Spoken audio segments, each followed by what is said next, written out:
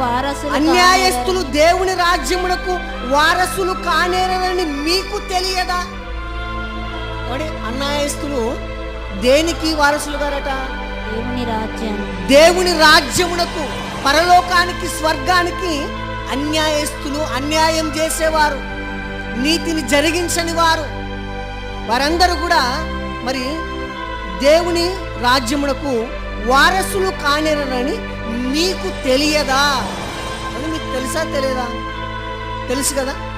అన్యాయం జరిగించేవాడు పరలోకానికి అర్హుడు కాదని మనకు తెలుసు, వింటున్నాము, చదువుకుంటున్నాము.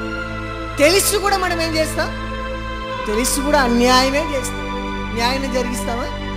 అన్యాయాన్నే మరి జరిగిస్తాము. అందుకని ఆయన అంటున్నాడు, అన్యాయస్తులు దేవుని రాజ్యమునకు వారసులు కానేరని మీకు తెలియదా?